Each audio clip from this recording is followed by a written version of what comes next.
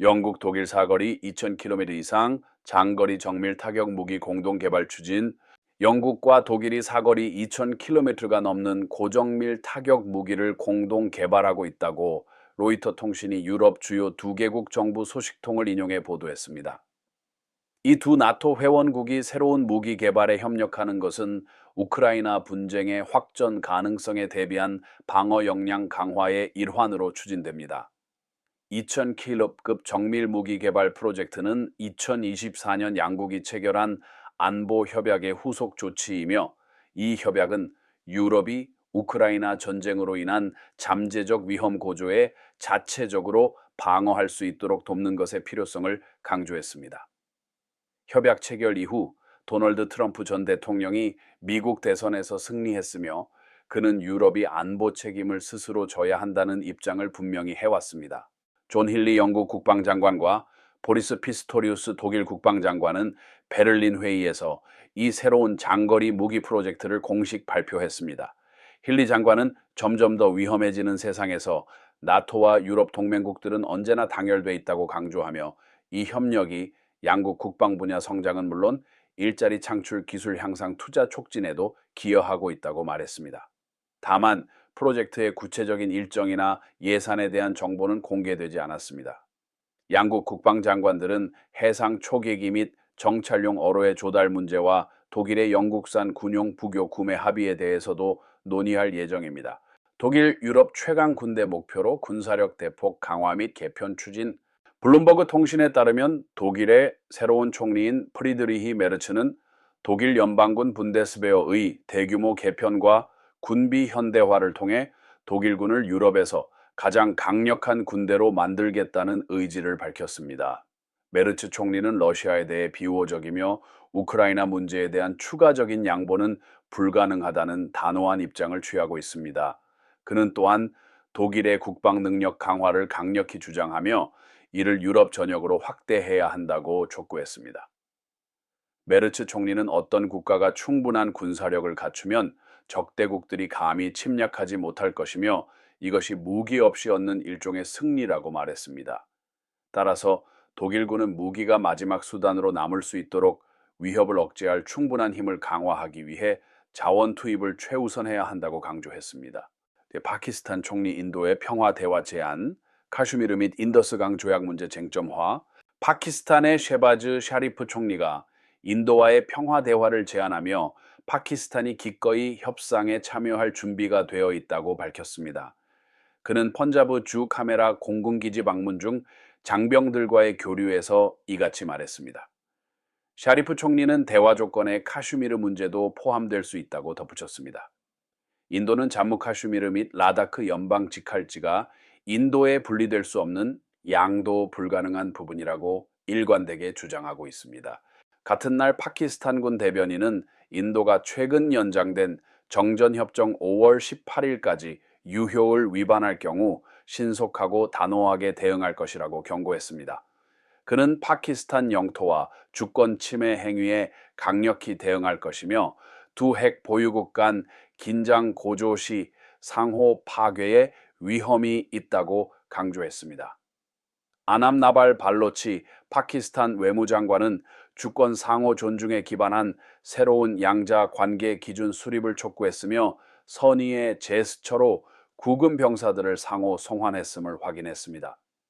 인도군은 5월 10일 파키스탄과 합의한 정전 협정에 따라 경계 수준을 낮추기 위한 신뢰 구축 조치를 추진할 것이라고 밝혔습니다.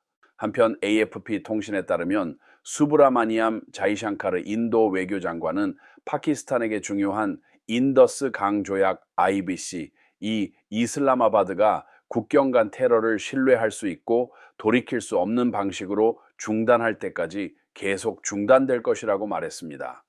인도는 앞서 파키스탄 정부가 조약 중단 결정을 재고해 줄 것을 공식 요청했다고 밝힌 바 있습니다. 이슬라마바드는 조약이 계속 무효화될 경우 남아시아가 수백만 명의 생계에 영향을 미치는 인도적 위기에 직면할 수 있다고 주장했습니다. 5월 14일 파키스탄 수자원부 장관이 인도 카운터파트에게 보낸 서한에서 인도가 일방적으로 중단하고 있는 인더스 강 조약 IVTP의 특정 조항에 대해 논의할 용의가 있음을 표명했음을 인도가 확인했습니다. 이는 파키스탄이 긴장 완화를 위해 조약 일부 내용을 재협상하자고 공개적으로 제안한 첫 사례입니다. 그러나 파키스탄 언론은 인도의 조약 불이행이 국제적 약속 위반이며 자국 수백만 명의 주민을 심각한 물 부족 상황으로 몰아넣을 수 있다고 비난했습니다. 이슬람아바드는 인도의 조치가 지속 가능한 협력 원칙에 어긋나는 경솔한 행위이며 지역적 인도적 및 환경적 위기를 초래할 위험이 있다고 주장했습니다. 4월 22일 카슈미르 테러 공격으로 26명이 사망한 후 인도는 조약을 중단하고 파키스탄과의 강유량 데이터 공유를 중단했습니다. 파키스탄은 세계은행과 유엔에 긴급 통보를 보냈으며 인도가 결정을 철회하지 않을 경우 국제사법재판소에 문제를 제기할 가능성도 시사했습니다. 파키스탄은 물이 무기화되거나 정치적 압력 수단으로 사용되어서는 안 된다고 강조했습니다. 미군 인도태평양 지역서 UAV 요격 위한 지향성 에너지 무기 시험. 미군이 최근 인도 태평양 지역 대규모 훈련에서 드론 UAV 요격 능력을 강화하기 위해 고출력 마이크로파 및 레이저 무기 등 지향성 에너지 무기 DEW를 시험하고 있습니다. 이 무기들은 필리핀에서 진행된 발리카탄 훈련에서도 배치되었습니다. 미 육군은 훈련에서 모의 UAV 표적에 대응하기 위해 지향성 에너지 무기 시스템인 IFPC-HPM을 사용했습니다. 이는 해당 시스템이 인도 태평양 지역에서 처음 실전 배치된 사례입니다. IFPC-HPM은 적 UAV를 교란하거나 파괴할 수 있는 마이크로파 빔을 방출합니다. 미 육군은 이 훈련에서 미 해병대 및 필리핀군과 협력했습니다.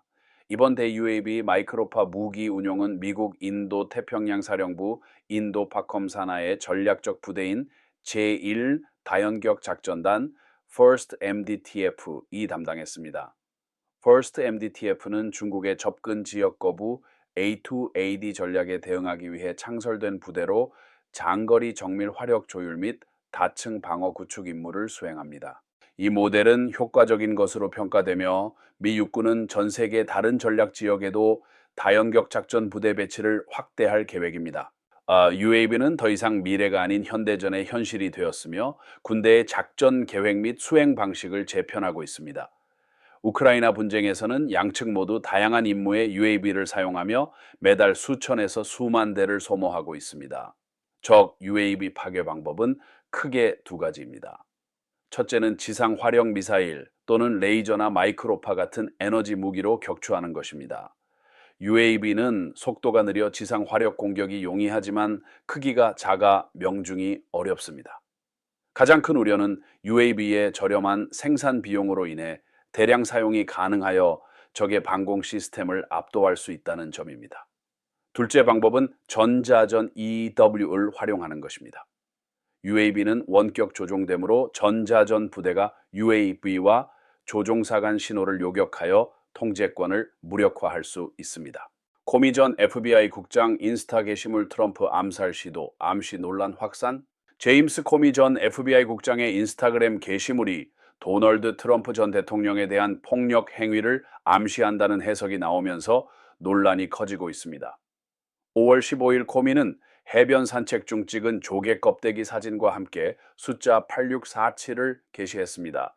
그러나 트럼프 행정부 관계자들과 공화당 의원들은 즉각 이를 위협적인 은유적 메시지라고 비난했습니다.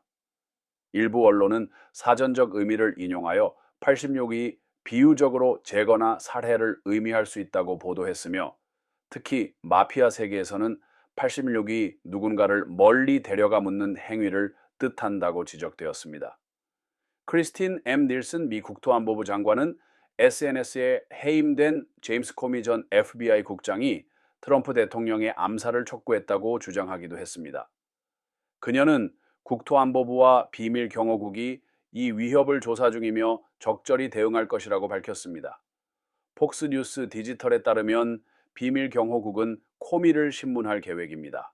크리스토퍼 레이 현 FBI 국장은 조사 협력을 약속하며 코미의 게시물이 트럼프 대통령을 겨냥한 것이 분명하다고 확인했습니다.